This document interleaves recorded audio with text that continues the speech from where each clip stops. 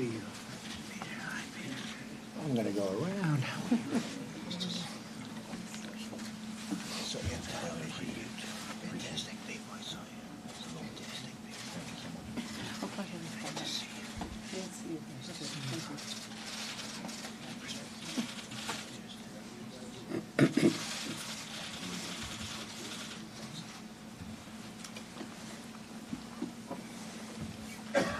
Thank you very much, everybody. Thank you.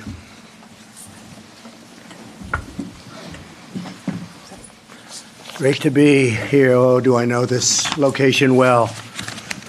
That beautiful Bethpage State Park. Spent a lot of hours there. Great place. Thank you very much and good afternoon. We're here today to discuss the menace of MS-13. It's a menace. A ruthless gang that has violated our borders and transformed once peaceful neighborhoods into blood-stained killing fields. The horrible people, by the way. Thank you very much to Secretary Nielsen, Deputy Attorney General Rod Rosenstein. Rod, thank you. Acting ICE Director Tom Homan, who is going to be, I hope you're going to be with us for a long time. I'm hearing he's going to go into a little bit of an easier job, but you won't be happy. You won't be happy. What a job you've done. Thank you very much, Tom. And Acting Assistant Attorney General John Cronin. Thank you very much. Thank you, John. And we also have a couple of folks with us today. Laura Curran, Nassau County Executive, wherever Laura may be. Hi, Laura. How are you, Laura? Thank you very much. I want to thank a very good friend of mine for a long time that this area knows very well, the great Peter King. Thank you, Peter. Thank you. Doing a good job. And he's fully got my endorsement, even though I assume he has no opponents. I don't know if he has any opponents. Nobody would be that crazy to run against Peter. Congressman Lee Zeldin. Thank you. Thank you, Lee. Great job you're doing. Thank you for all your help. And Congressman Daniel Donovan, really known as Dan, right? Dan Donovan, been a friend, for their great leadership in combating MS-13. Also, Erin King, you know who I'm talking about, Sweeney. Where's Erin? Where are you? Hello, Erin. How are you? A little bit of a relationship. Oh, Rosemary. Hi, Rosemary. So you say, that's my wife. I know that's your wife. Nice to see you. Thanks, Rosemary. Thanks for being here. Thank you very much, Aaron. It's a great honor to have you. We're also grateful to be joined by Commissioner Jerry Hart of Suffolk County and Commissioner Patrick Ryder. Thank you very much. Thank you very much. And they know this threat probably as well as anybody. We're especially moved today to be joined by families who have suffered unthinkable heartbreak at the hands of the MS-13 gangs. I'm truly honored to be joined again by the courageous families who were my guests at the State of the Union. That was a special evening.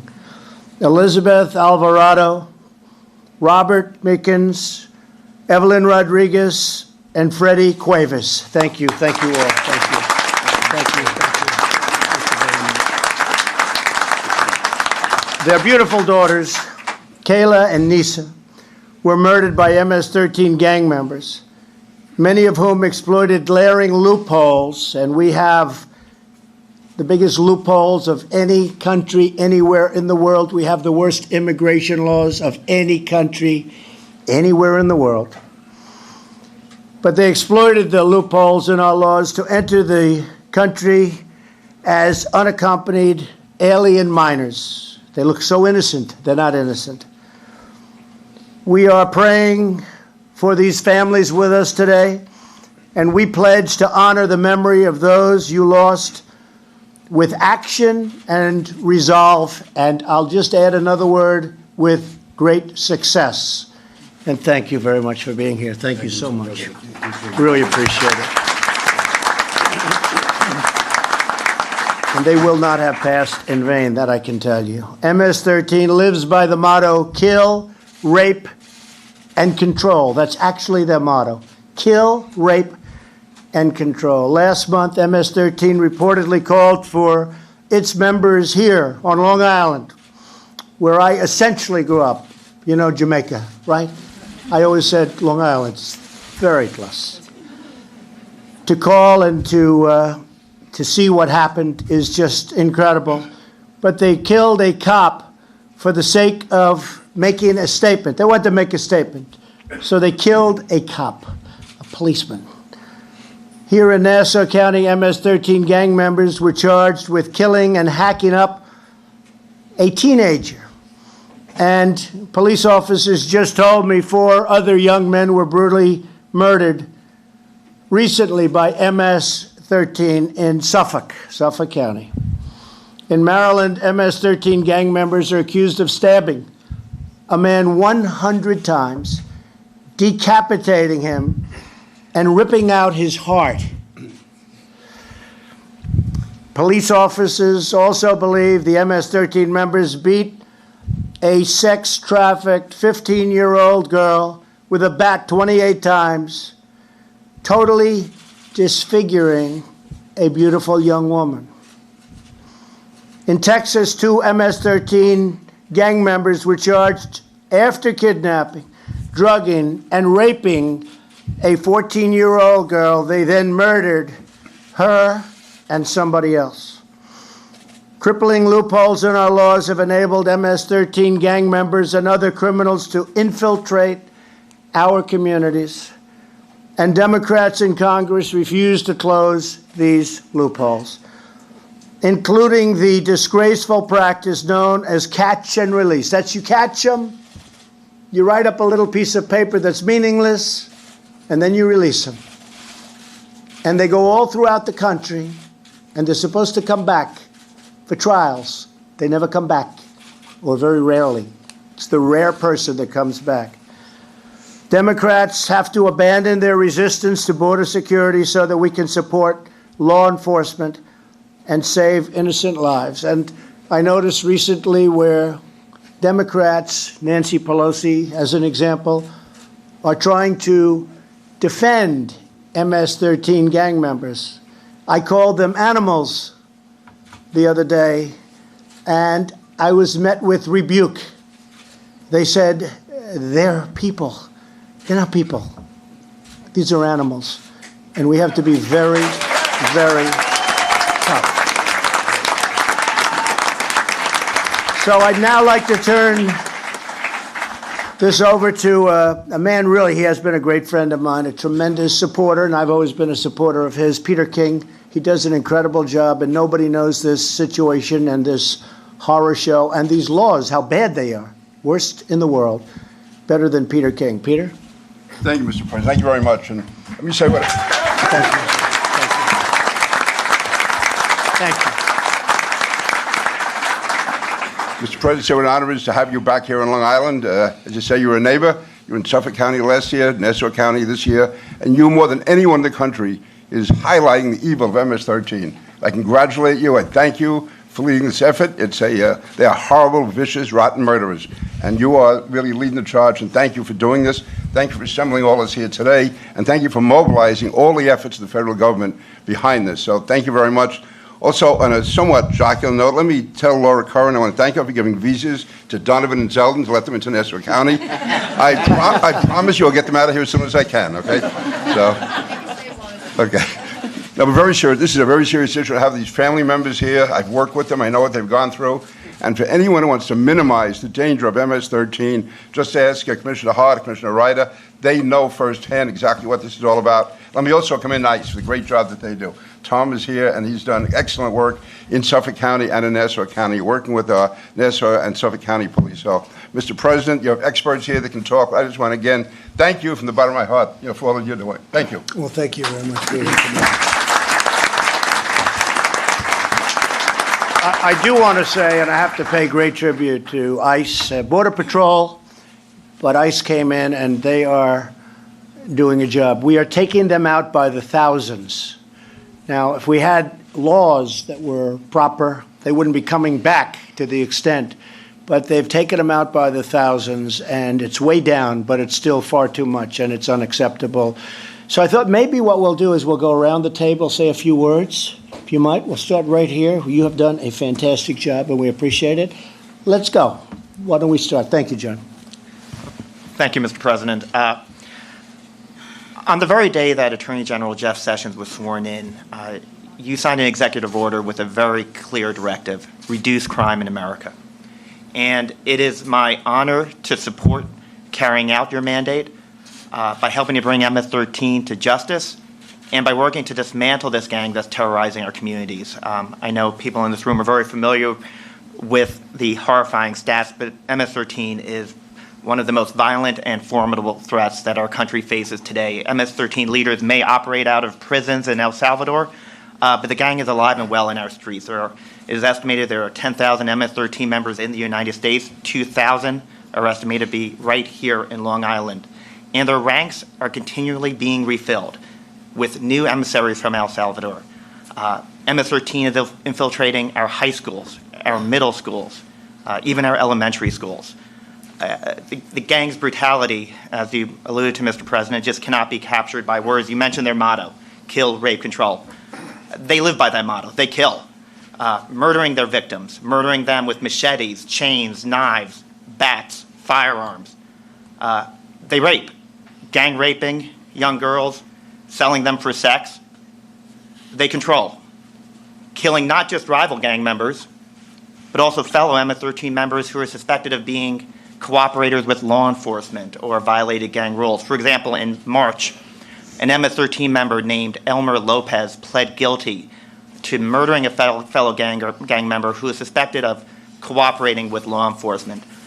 Lopez and his cohorts brought their victim to a secluded, wooded area in Brentwood, maybe about 15 miles from here, where they took turns slashing and stabbing him to death.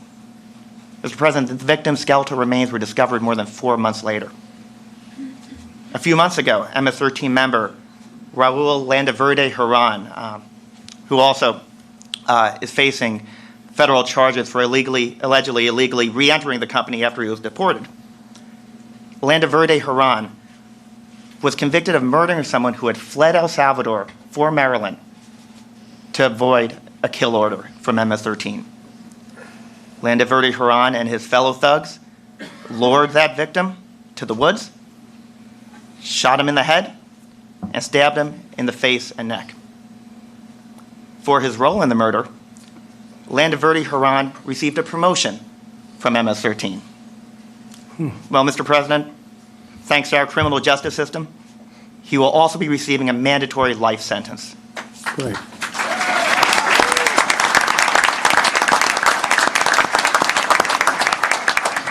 And to give one other example, Mr. President, last November, Yerman Hernandez Ordonez, a Honduran national who was illegally in the United States, was sentenced for his role of an MS-13 murder in Virginia.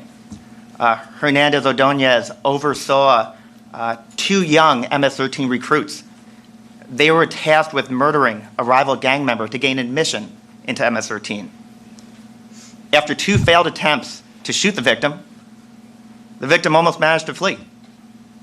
But Hernandez Ordonez made sure he didn't get away. He chased him down, caught him, and brought him back.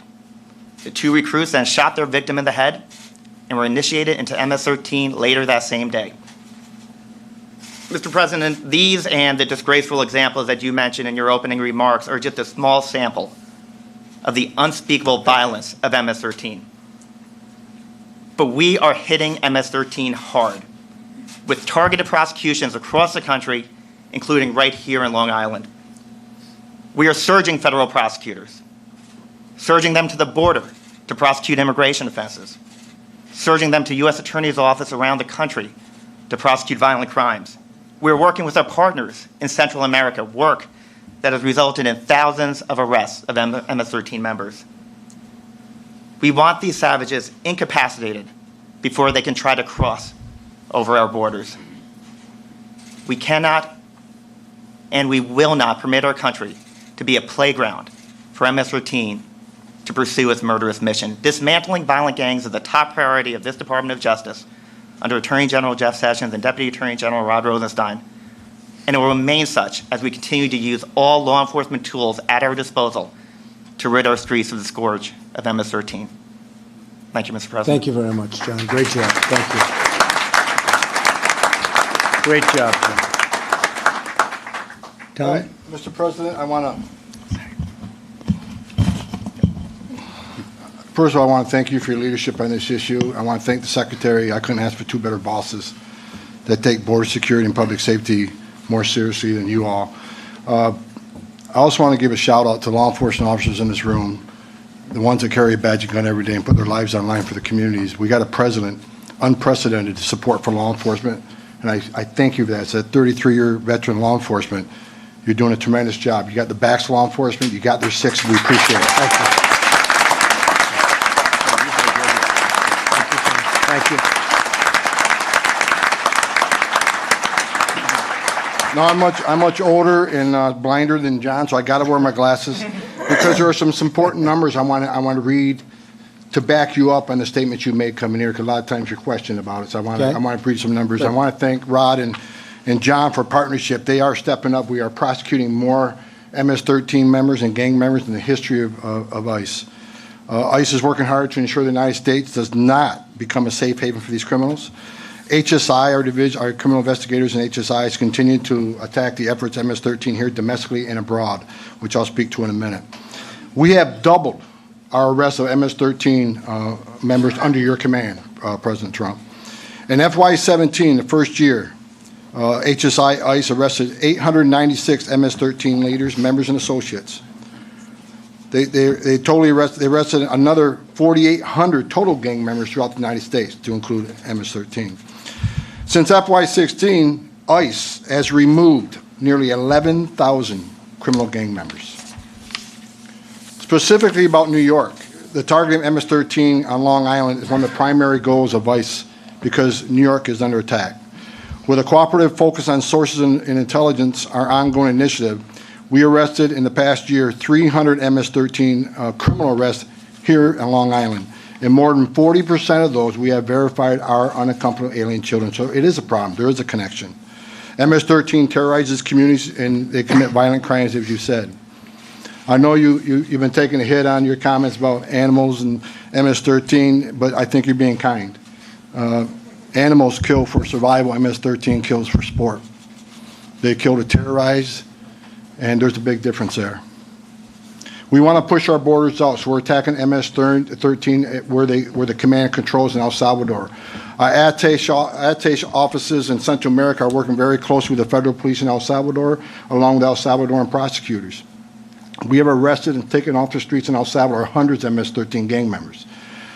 We just did a trip down there. We took local law enforcement and some prosecutors down there to meet with the federal police and the prosecutors, who we've totally vetted. They are part of our vetted unit, and we've trained them. We went to one of the prisons down there where 70% of the population in that prison MS-13 gang members.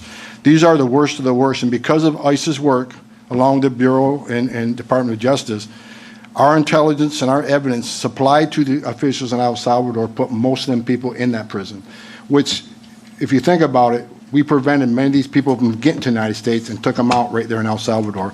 We'll continue to do that. We'll continue to work with our Salvadoran and Central American partners to play the away game and stop most of them before they get there. I can tell you that ICE is not going to stop making this a priority until we totally dismantle this organization. We won't rest until that's happened. So I want to thank you again for your leadership. ICE is on the job. ICE isn't going away. New York, despite your governor's comments about ICE, ICE has done a lot for this state. We'll continue doing a lot for this state. We've taken nearly 5,000 criminal aliens off the street in New York, and we're not going anywhere. So we're going to be here and do our job and try to make this the safest place that the communities can have. Thank you very much. Appreciate it. Thank you, Tom. Thank you, Tom. Great job. Thank you. Rod, thank you.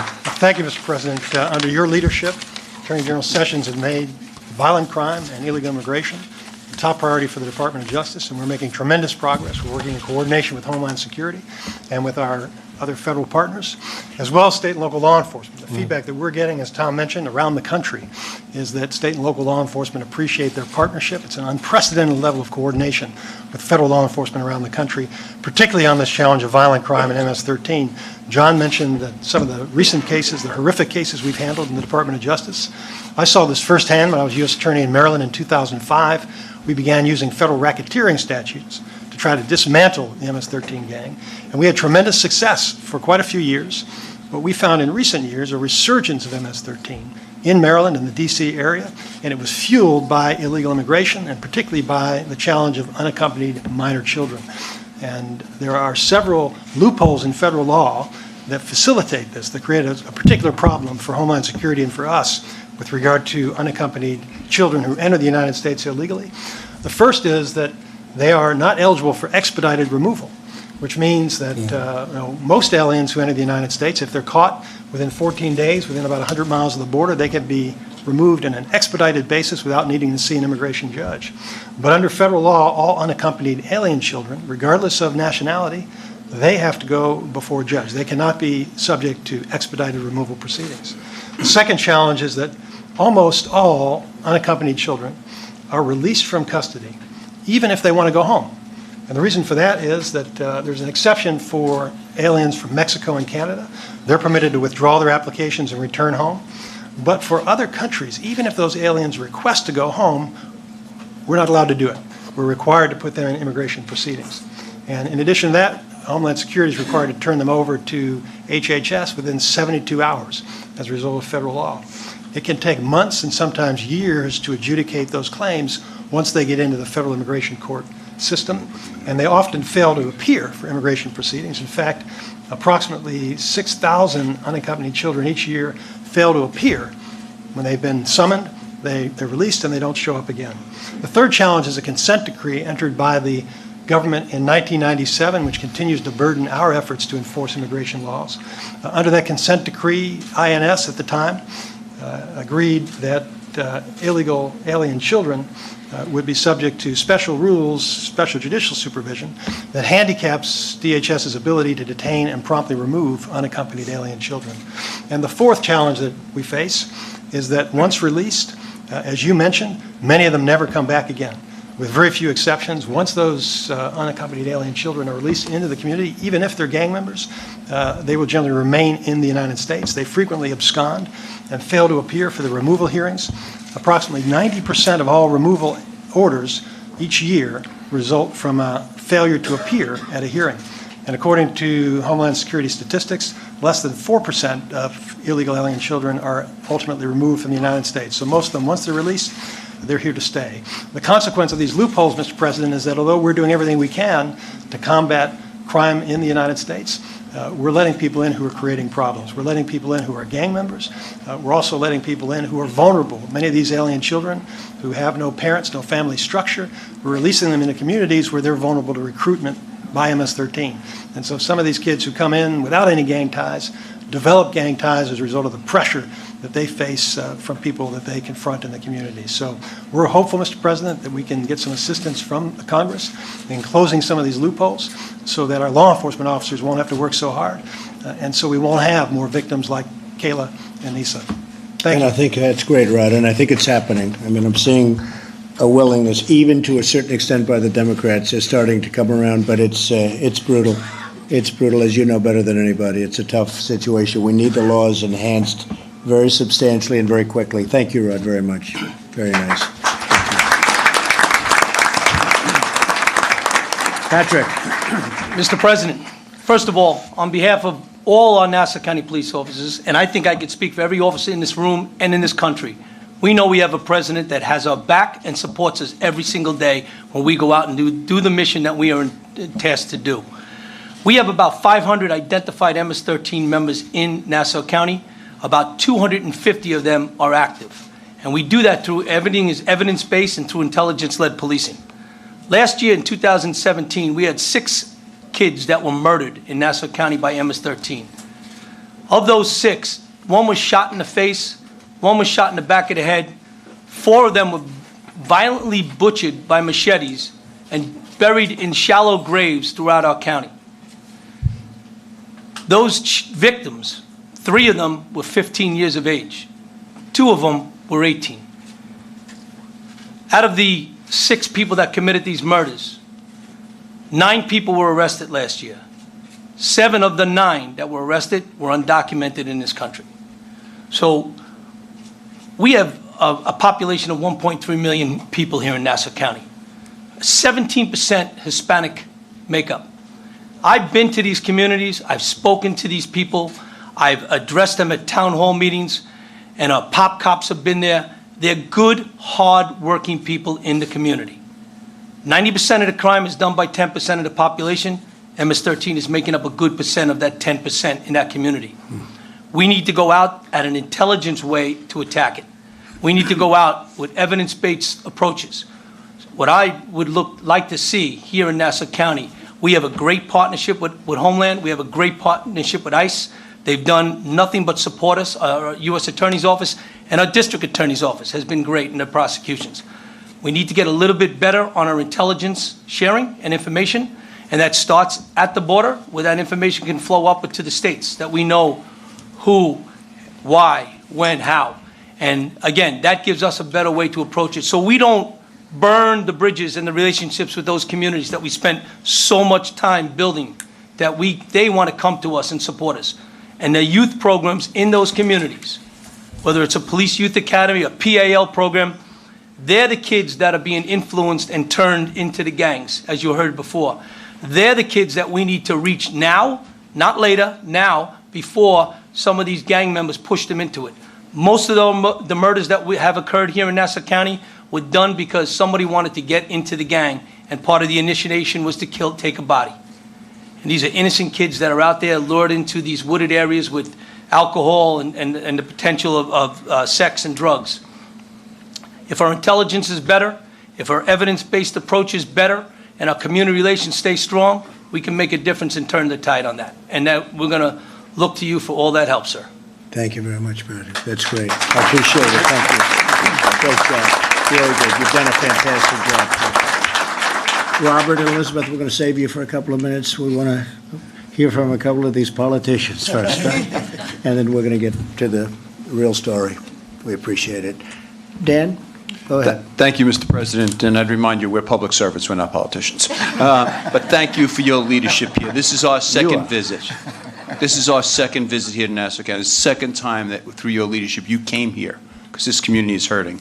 Behind you is a sign that says, secure our borders, protect our communities. That's one sentence with a comma in it. If we do one, we achieve the other. And it's the one thing that you've been trying to do for the 15 months that you've led this nation. We need border security.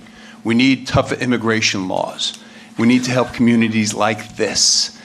The examples, I was a prosecutor for 20 years, Mr. President. I was 8 years in the Manhattan DA's office. I was deputy chief of the Narcotics Bureau, where we saw vicious gang assaults and murders.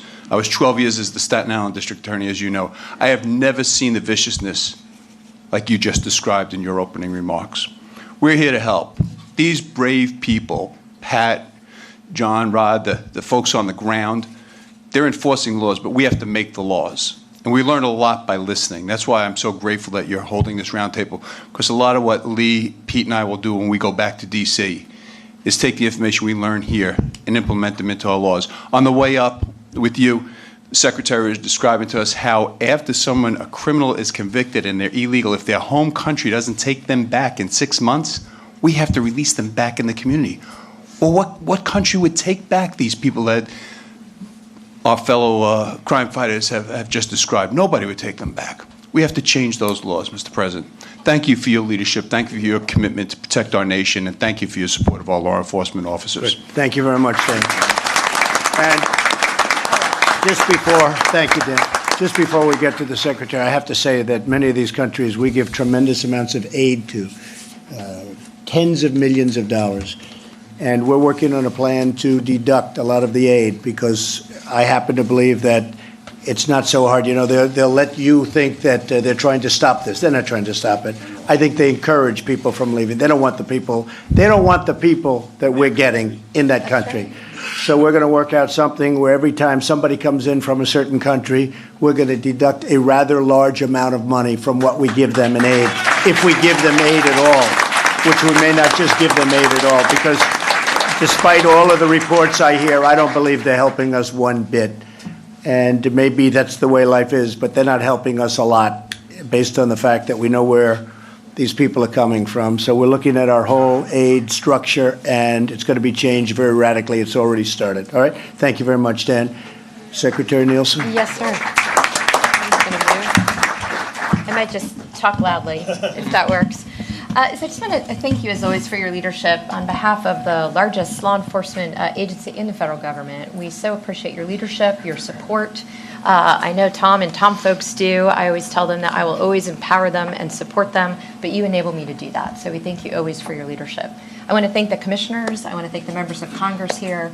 And most importantly, my thoughts and prayers continue to go out to the families that are here today. This obviously should never have happened, and we will leave no stone unturned until we combat it. I do want to say, horrifyingly, to knit together everything that folks have said before, 7 of the 13 gang members that murdered these lovely girls were unaccompanied alien children that came into the country. And the problem with that is they come in, they're recruited, as was described by the commissioner, but they also come in and they pay a debt. The smugglers require them to serve in the gangs to pay the debt for the smuggling. So they're either forced to join the gangs, or they're tricked into joining the gangs, or they're recruited to join the gangs. So there absolutely is a tie between all the loopholes the Deputy Attorney General described and the resurgence of these gangs in our communities. The other 2 loopholes I might have just mentioned, one was just mentioned. The other one is that we still cannot bar known gang members from coming into our country. We have to change the law. We know who they are. We know what they do. We do not, under the law, have the ability to make them inadmissible on the face of being a gang member. So we have to change that. So DHS, as the director knows, we're leaving no stone unturned, as I said. We're securing our borders. We're building your wall. We're increasing technology. You've deployed the National Guard. We have 3,000 apprehensions that are attributed in addition to the fact that the National Guard is there. We're enforcing the law. I also would like to join the director in thanking everyone here that represents law enforcement for putting your lives on the line every day to help our communities. You have tremendous thanks from all of us.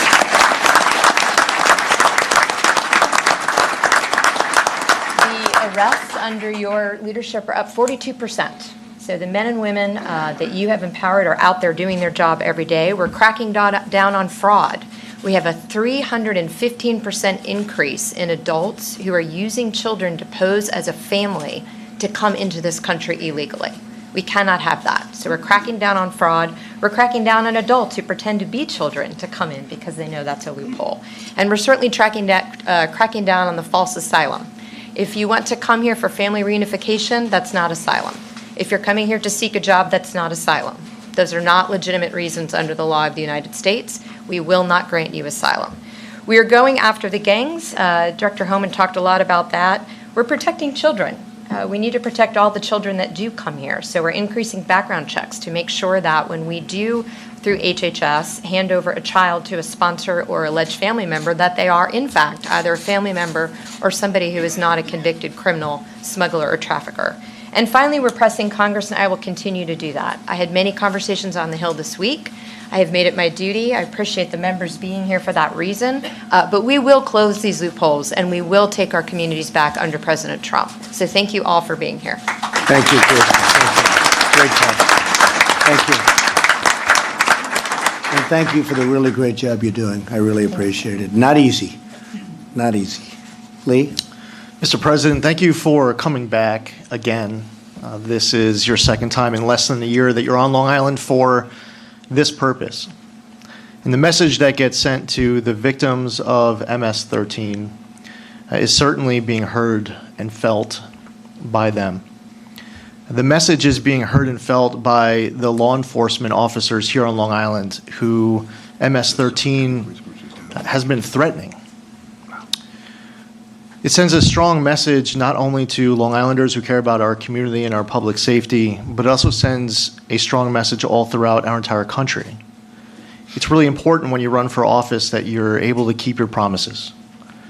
And the effort that you have been showing to ensure the defeat of MS-13 is incredibly important, and it's recognized. I was last week in Jerusalem where we were moving an embassy and a promise was being kept.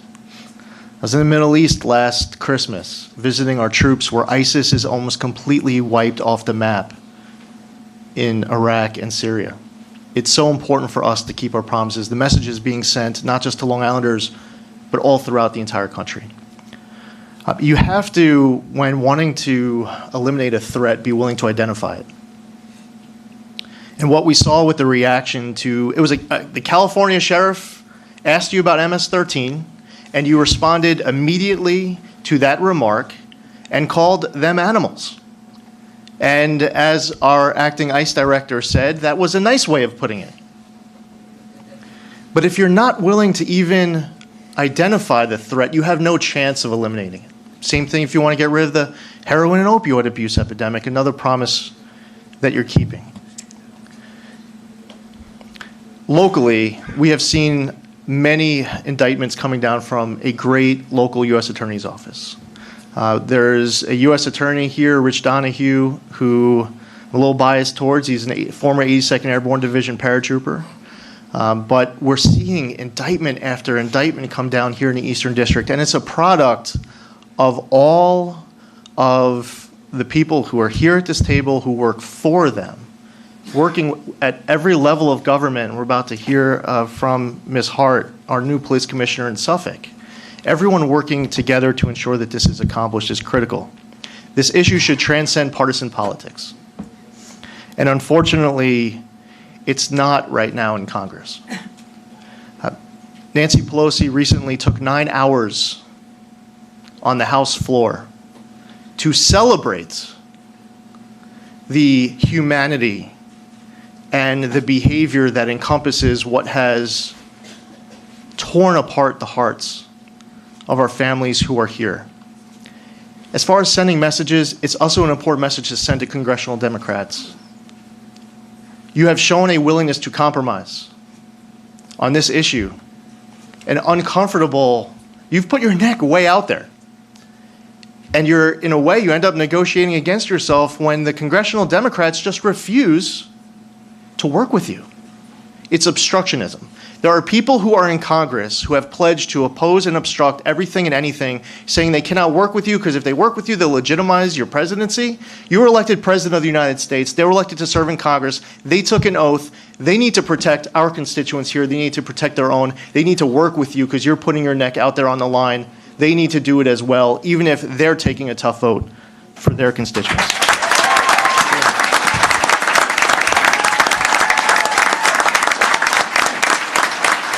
As far as policy issues, we stand with you for stronger border security and interior enforcement. We agree that there is a need to end catch and release, to end this use of visa lottery. Beyond just the worst offenses that we've heard a lot about are all of the other offenses that aren't the high-profile incidents that we hear about in the national media. It's the drug trafficking that takes place here on Long Island and elsewhere.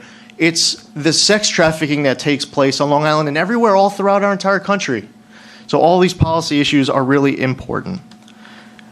Securing entryways is important, not just to keep out people who shouldn't be entering our country illegally, but also keeping things out of our country that should not be entering our country illegally.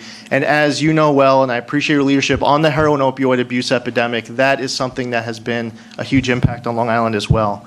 Finally, we discussed it once before when you also, and I like to report back to my constituents, this isn't just something that we're talking about while you're able to come here to Long Island, but also meetings that have taken place at the White House and other efforts that are underway. But there is a need to have a tool given to our Justice Department, in my opinion, to be able to end our homeland security, to be able to revoke the naturalization of someone who it turns out that they were engaged in gang violence before they received their naturalization. Or if it's 6 months later or 2 years later, they engage in gang violence, they should have their naturalization revoked. I introduced after our last meeting the Protecting Our Communities from Gang Violence Act, H.R. 5065. I look forward to working with you on all of this. And I just really want to thank all of the fine, distinguished people who are here at this table, and also to everyone watching at home who's standing with our president It's an important message to send whether you vote for a president or not. His success is our success as Americans. And as Americans, you should be rooting for this man to be successful as President of the United States. Thank you, Lee. Thank you. And you bring up a name, U.S. Attorney. Donnie, where are you, please? U.S. Attorney. He's out of the country. Oh, okay. Otherwise, he would be here. I'm just trying to figure out why we didn't introduce him, only because he's not here. But he's doing a great job. Yes, he is. Good. Thank you very much. Jerry? Thank you, Mr. President, and thank you for this opportunity Thank to speak you. with you today on this important topic. I represent the hardworking men and women of the Suffolk County Police Department, and I echo my partner, Patty Ryder's sentiments to thank you for your leadership on this critical issue. Just 2 years ago, in 2016, Suffolk County experienced some of the most devastating and tragic events in our county's history. On September 13th, 2016, Nisa Mickens and Kayla Cuevas, two beautiful young girls, were killed in a senseless, violent, and outrageous manner.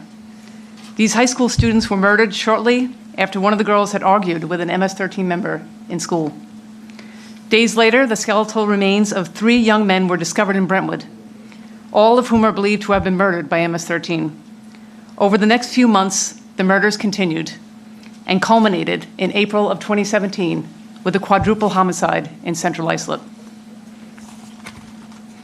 These killings shook our communities and sparked a commitment among the Suffolk County Police Department to form a gang eradication strategy to protect our residents and get these MS-13 members off our streets. As a result, the Suffolk County Police Department has worked extensively with all our law enforcement partners to implement a multi-pronged strategy, enhanced and targeted police presence, increased collaborative efforts to gather, collect, and share intelligence, relentless targeting and enforcement of known MS-13 gang members for arrest, prosecution, and removal. Federal prosecutions of MS-13 gang members and its leadership under the RICO statute. A strong emphasis on community relations and significant investments in gang prevention and intervention strategies with a particular focus on unaccompanied alien children. Since September of 2016, the department's multifaceted approach has resulted in 355 arrests of 235 MS-13 gang members. There has not been an MS-13 murder in Suffolk County since April of 2017. MS-13 sustains itself by constantly recruiting new members, and particularly minors. MS-13 members recruit children placed in communities in Suffolk County through the UAC program. Since 2014, 4,965 UACs have been placed in Suffolk County, making it the largest recipient of UACs in the nation. While the vast majority of these children live law-abiding lives, many of them are susceptible to gang recruitment. They are young, alone, adjusting to a new country, culture, and language, and are seeking a sense of belonging. This is compounded by the fact that the sponsors of these children, in some cases, prove not to be suitable guardians. The current vetting and screening system of sponsors is in dire need of improvement. It's vital that if the federal government places UACs in our community, it's only after proper screening of sponsors, followed by measures to ensure proper guardian compliance. Your assistance in this oversight would be crucial. As I mentioned, the Suffolk County Police Department has enhanced and targeted police presence and patrols in affected areas in order to effectively destabilize this gang. We will continue to utilize this strategy and assign manpower wherever it's needed. We will not let up. The department is committed to eradicating MS-13 from our community. We are grateful for the commitment and support of the President and the federal government on this important matter. Within the last year, the Suffolk County Police Department received a grant of $500,000 through the Project Safe Neighborhoods, and I thank you for that. However, we could certainly use additional funding to assist in offsetting additional policing efforts and costs moving forward. I can't miss out on that opportunity. You're right. Mr. President, we appreciate this opportunity to speak with you. We are committed to having this dialogue further in order to protect and serve all the residents of Suffolk County, and I thank you. Well, thank you very much. Thank you. Thank you very much. And you're right, and you should get more. I think what we'll do is we'll close it out with Peter later, but Robert, would love to hear from you. Sure. Love to hear from Elizabeth. Maybe you go ahead. Thank you. Thank you very much.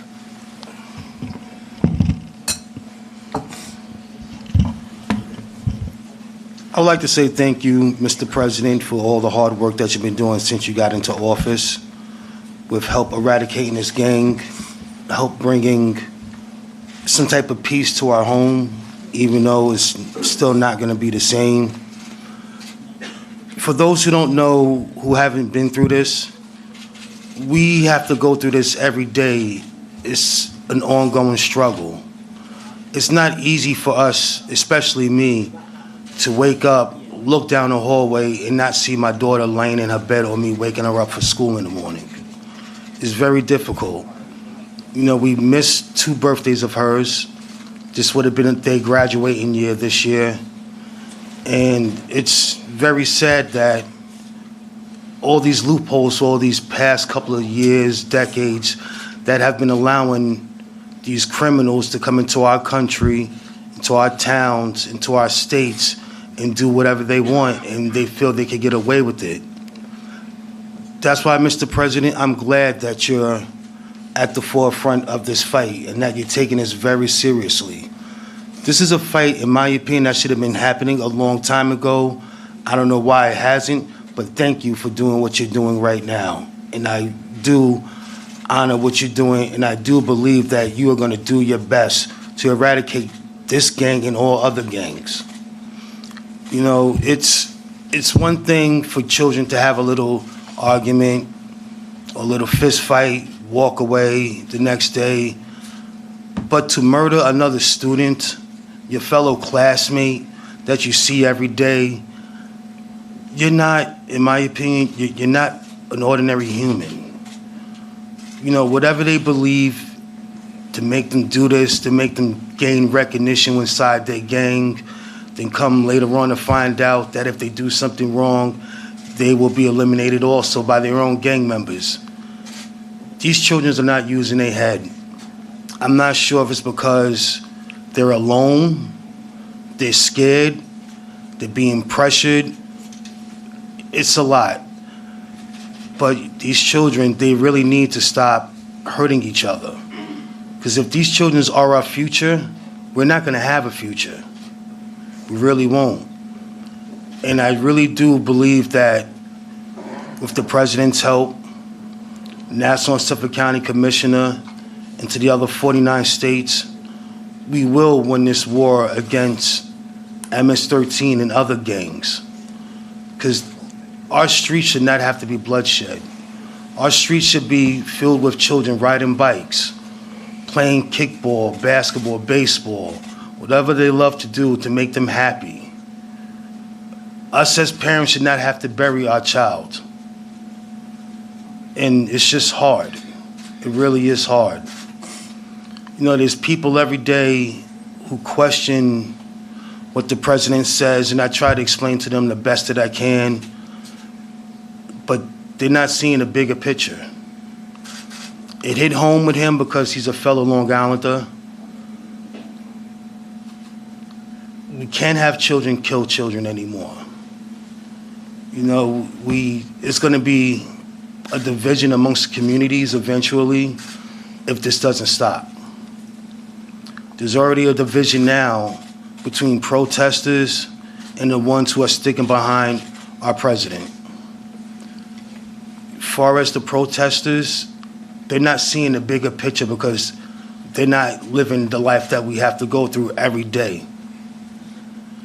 If they were to see how we have to live every day, wake up, sometimes I forget and I feel that she's in her room and I'm ready to go pick on her or do something that a father and daughter would normally do. They're not living through that. They're not living through the pain where, okay, for a while we could be fine. The next thing you know, it's something that will spark a memory of our loved one and it could bring us back to times and places that we try not to remember that's still going to be in our mind until we rest in peace. And what they have done to us, we have learned to take a tragedy into something positive. We're sitting here, we're giving speeches, we give comments, we give our concerns, we try to stay active in the community just to reach out to those who may be afraid to speak up and to say something. And it's very important for us people in the community to come together with our local law enforcement to help get rid of these members off our streets, out of our schools, put them where they belong, in prison.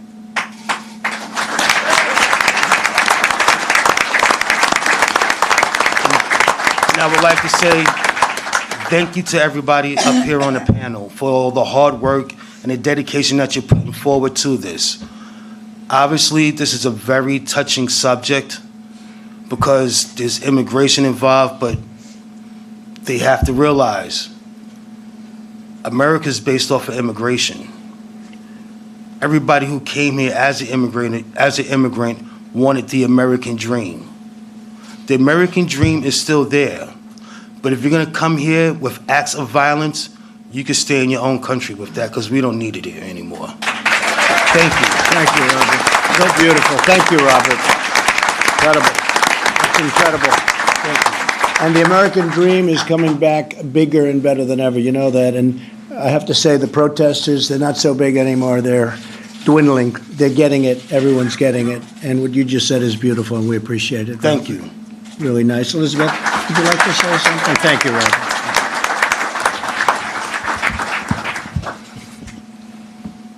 Every day I wake up, I feel like she's coming home. But we have to help our children. We have to educate them. We have to, look into the schools and make sure that your kids are okay. My daughter was only 15 years old, and she acted like a 30-year-old. She already knew what she wanted in her life. And at 5:23, every day of my life, I feel like she's gonna come through that door. But I know she's not. And for her legacy, I will try to do the best I can to educate parents, children, little kids. If you need to talk to me and you're scared, I'm here. I will always be here. Because my daughter wants me to be here. And I miss very much. There's not one day that goes by that I don't think about her. So I just hope that my message comes out, that we all need to be educated on how MS-13 is.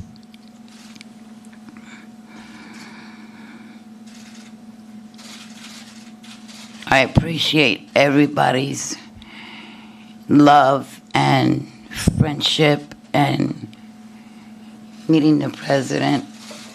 Who would ever thought that I would do that? But I met remarkable people in my journey, and I hope you stick by me so that we can put a closure to this. Thank you. Thank you, Elizabeth. Beautiful. Thank you, Elizabeth. Thank you. We will stick by you, too. We will stick by you.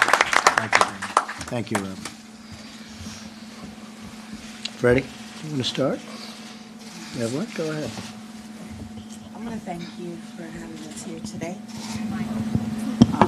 to discuss what's been going on here on the island and throughout the United States as well. Sorry. I want to thank everyone for being here.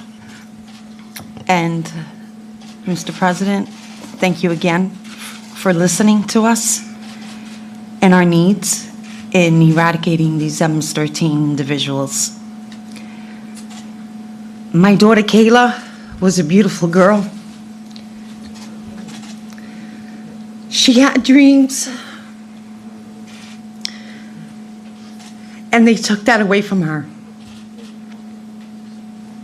That's not right. On how these kids were murdered, tortured, is unacceptable. We should not be tolerating this behavior at all whatsoever.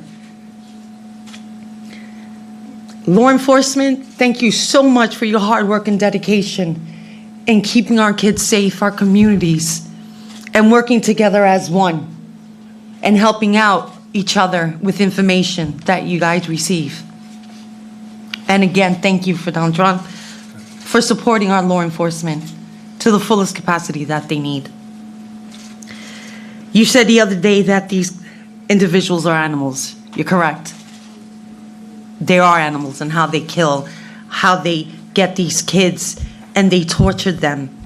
No child should ever have to suffer. As parents, we have to endure that pain, that numbness every day of our lives. My daughter, Anissa, is supposed to be graduating in a couple of weeks. We're supposed to be getting, graduation outfits, having a party. We're unable to do that. No parent should ever have to go through this at all. We have families here from the 4 boys from Central Islip. Jose Pena, Jorge, Michael, and the Jefferson.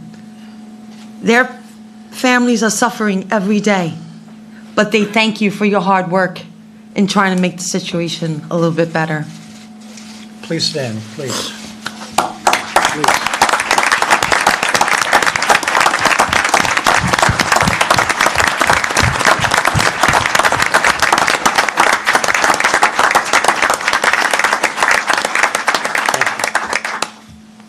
People have to realize that these situation originates in school. It plays out in school, and it comes out into the streets. We need to focus on what's happening in the schools. We have to put in professional educators in there to help the teachers, the school administration, how to handle this. They say they know how to handle it. They really don't. 2 years, as you've heard before, I was fighting with the school district, 2 years for my daughter, and they did nothing. In fact, they lied in my face. So we can't tolerate that behavior either in the schools. When there's a problem, they need to notify. When there's a threat, they need to notify law enforcement immediately. They need to get help. And if they say they have it under control, they're basically lying in your faces. They do not have this under control. These people, these individuals, they know what they're doing. They know how to work. At one point, they were called organized crime. They know how to work it. We need to stop it. All originates in school, and it plays out in the streets. And a lot of these kids are innocent. They don't know. They don't have the guidance. These kids are coming in on a company. They don't know who to turn to. They're afraid. They're coming from a country that they were afraid with their law enforcement, people they couldn't trust. Here, we have to make sure that the resources and the programs are there for them. And the ones that are coming in here unaccompanied, being sponsored, we need to investigate the sponsors to make sure they're legit. And that one phone call that they do for a follow-up has to be more than that. Home visits, making sure that these kids are going a straight line. They're not going off of that straight line. They need to follow rules. Whether you're black, white, Hispanic, green, purple, alien out of this space, there is a consequence. When you do a crime, there's a consequence. You're not going to get off easy. And especially when you murder a child. That is unacceptable. Thank you.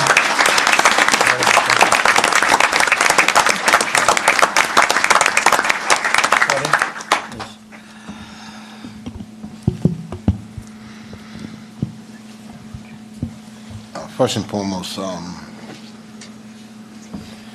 Mr. President and everybody on this panel. There's too many names I can say at once. I would like to say thank you from the bottom of my heart. This is the third time that you visit Long Island, second time, excuse me. And I appreciate everything and all the efforts that everybody's doing back in DC as well. And also would like to thank Peter King as well for giving us this privilege to have all the heads of departments and states to come here and realize the problem that we're enduring. My daughter was a beautiful girl. She was a person that had achievements, had goals, and those were taken from her. She's not here no longer because of the situation that these individuals, like you said, I think that you used the correct word, animals, that they are, took her away from us and destroyed her dream. We appreciate everything that's being done, and we just need to tackle the issue stronger, and hopefully we can eliminate them and make sure that it doesn't happen again to any of the families or anybody else within our world. Thank you once again, everyone. Appreciate it.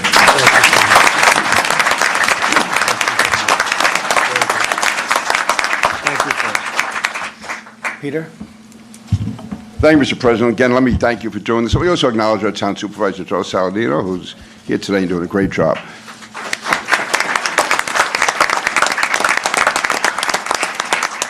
Mr. President, all I can say is, first of all, thank you for doing this. It's beyond description, the good you're doing by this. I think this is one of the most important and significant events ever on Long Island because it addresses an issue which local people have been facing for a long time, but for the first time, the federal government at your level, the U.S. Attorney's always been trying, and ICE, others, but no one from your level has ever given the attention you have. So I want to thank you very much for what you're doing. Thank you for your dedication. Thank you for always being there. And they can protest all they want. We're with you. Thank you. Thank you.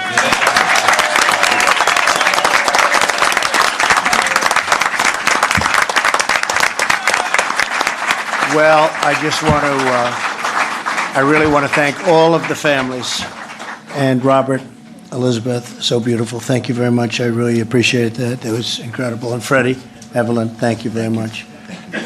Not much you can say other than we are really working hard on this problem. This is a horrible problem. We're bringing them out, and our people are rougher than them. That's the only language they understand. It would be wonderful if we could talk nicely and softly, but the only language they understand is that toughness. And Tom, you've displayed it. Your people have displayed it. Everybody up here has displayed it. Everybody. But the records are being set, but they still keep coming in. We need immigration laws. We need strong laws. And we're going to get them. It's moving. It's harder and harder for the Democrats to fight it. Look, I'd like to say it's just people doing it. They happen to be Democrats. They're very well unified in this regard. But they're starting to break up now. Finally, they're starting to break up. And the other day was actually a great day when they were coming to the defense of MS-13, they're coming to the defense, and that was the end of them because nobody understood it. Nobody. When they started rationalizing, and maybe it was the way they grew up, and maybe it was, but we're stuck with a big problem. Again, you heard the numbers. You heard what a number of the folks have said. We're taking them out by the thousands, and they're being thrown out of the country. They're being put in jails. When they're put in jails, that costs us a fortune for years and years and years as a country. But when we throw them out, they go back on the streets. They don't go anywhere. The countries don't want them. Some cases, the countries don't take them. But now with us, they take them. With the previous administration, they'd say, no, we don't want them. With us, it's a much different deal. They take them. But you don't know what they do with them. Do they let them out? Do they put them in jail? Are they incarcerated? They're murderers in many cases. Are they incarcerated? So we're very tough, but we're getting a lot tougher. But we do need law changes. We need those laws to change because we can be really smart and we can really know what we're doing, which we do. These are all incredible professionals. Everyone up here, incredible professional. But when the laws are no good, the laws are horrible. There's not much you can do beyond what we're doing. We're down on immigration crossing the borders more than 40%. We were actually down 77%. Our economy is doing so well, people are coming across the border. The economy is, it's one bad thing about having a great economy, frankly. But the economy is doing so well that people are crossing the border. In many cases, they're crossing for reasons of good, but in many cases, they're crossing for reasons of really, really bad. But these people are incredible people. And I want to thank you all for being here, too. I know what you've gone through. I just want to thank you very much for being here. We are making tremendous strides. We will continue, and in a not-too-distant future, I feel totally confident that this problem, will be eradicated. We're not going to have this problem. I essentially grew up on Long Island, and when I hear Hempstead and Mineola and all of the places that I know so well, that you can't walk outside. This used to be where you'd leave your doors unlocked. You'd leave your windows open, always. And you have gang members now that are so rough, people are afraid to go outside. We have these trucks coming in. They used to call them paddy wagons. I don't know what they call them anymore. What do they call them, Tom? But we have the ice guys coming in. And I'll tell you something, the ice guys are a lot rougher than the MS-13 guys. They're rougher, they're tougher, and they're meaner. And they throw them into, I don't want to mention the name of a town, but a town that I know very well. They throw these guys into these wagons, these rolling jails, and you have people applauding. It's almost like a war where you're getting rid of somebody that's occupying your nation. And for me to go through and be in this position and see towns that I've known all my life. I grew up here. I know every one of the towns. And it's unthinkable that it's almost like an occupied territory where your children are afraid to go out. And in many cases, if they go out, bad things happen. But when you see the scene, and I saw it, Tom, I saw it, of guys being thrown right into these wagons, being taken away, and the crowd is cheering. And in one way, it's beautiful, and another way, it's terrible that we're having to even conceivably do that, especially in a place that you've known so well all your life, that was safe. I just want to thank the law enforcement, because what they go through and the restrictions that are put on them are incredible. You got to be nice. They can't be too tough. They have to be gentle. They can't touch. They can't do anything. And they do an incredible job. And people understand it. And to law enforcement, I have to tell you, because I've gotten to know the heart of this country maybe better than anybody. That's why I'm here. The people out there love you and respect you. You may read a lot of stuff. I will tell you, you are the most respected people there are. And on behalf of everybody, I want to thank you very much for what you do. Thank you. Thank you very much. Thank you. Thank you, everybody. Thank you. Yes, you can.